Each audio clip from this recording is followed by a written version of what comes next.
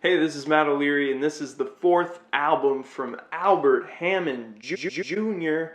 It's called Francis Trouble. The Strokes were basically the Nirvana of the 2000s. So when you're a guitarist of the Strokes doing your own solo thing, you have a little bit of a platform. You've got this manic fan base that's basically the size of Brazil, and they're really into punchy guitar rock. People are definitely going to buy the music and listen to the music and absorb the music. But along with that guaranteed exposure comes this unbelievably high benchmark of a band that reached unreachable heights with their first two albums. And that pressure and that comparison is especially salient and especially relevant given how similar AHA's stuff is to the style of the Strokes. You'd think that as a solo artist he'd want to exist at a safe distance from the band, but on his first album, Yours to Keep, he pretty much followed that tried and true formula of 3-minute songs, urgent, visceral, crunchy, melodic. And albums like that one, Yours to Keep, or his last one, Momentary Masters, are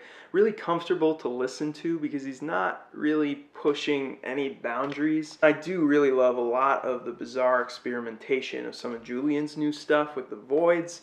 I love that Little Joy album. I like other members and what they've done apart from the band, but I think Albert's stuff, since it's so similar to the Strokes, it's brave and bold in a different sort of way. It's not really stretching my preconceptions of what music is, like Tyranny did or like Little Joy, but it's the genuine outpouring of someone who's really mastered a particular sound, and this is what this guy does best. He knows it, he owns it, it's part of him, it's real. And right away on Francis Trouble, Albert seems more comfortable with his own shtick than ever before. DvsL is this freewheeling opener with a idiosyncratic, silly vocal that really covers for his kind of feeble and sluggish tone. Rarely on this album is there a really vulnerable vocal. Like most of the time it sounds muddied a bit or just slathered in some trebly effect, like on Set to Attack or Faraway Truths. It's like he plugged his voice into an amp and you're always just on the brink of this harsh feedback. These two tracks, Faraway Truths and Set to Attack, are the most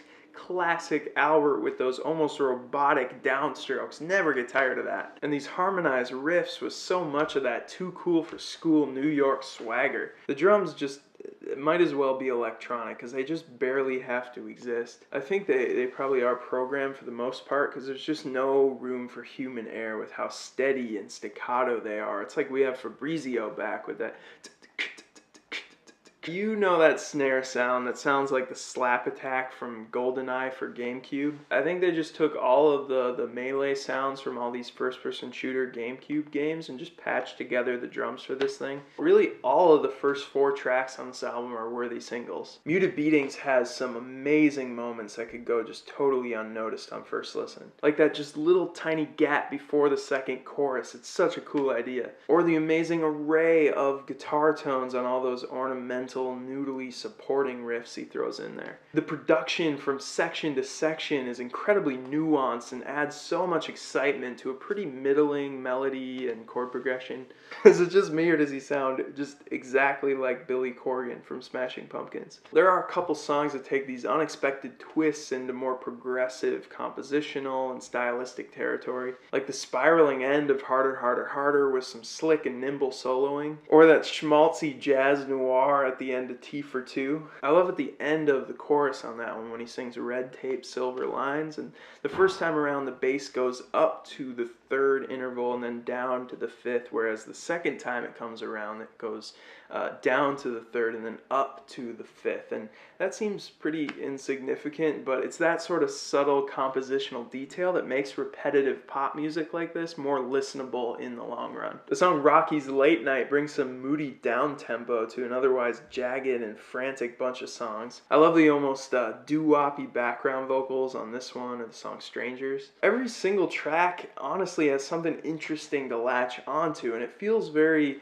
uniform in its identity, even though there are touches of more aggressive garage or more swinging surf. The thing that I don't quite get enough of on this album, Francis Trouble, are lyrics that relate to the concept, which is pretty unique. Francis was actually Albert's stillborn twin, so he's kind of taking on this role as an alter ego with this comic book aesthetic. I wish that some of that emotion and some of that edginess came across in the lyrics and the music here. It is a little bit more rambunctious than a lot of his past efforts, but I think and I wish he could have taken that even further. In any case, this it really is a solid record with some tightly constructed pop songs that are really easy to listen to on repeat. As usual, it's Albert's inventive and melodic and playful guitar playing that's really the big highlight here. This one is another 7 out of 10 to add to the list for this year. Man, the Strokes have really branched out. All their members have some number of solo or side projects, so I think I'm going to put my top 5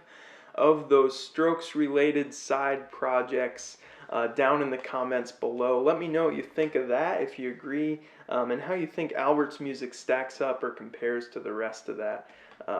It's not against, though. We're not battling here. It's music. We're all for each other and peace and love and all that stuff. So, as always, thank you so much for watching.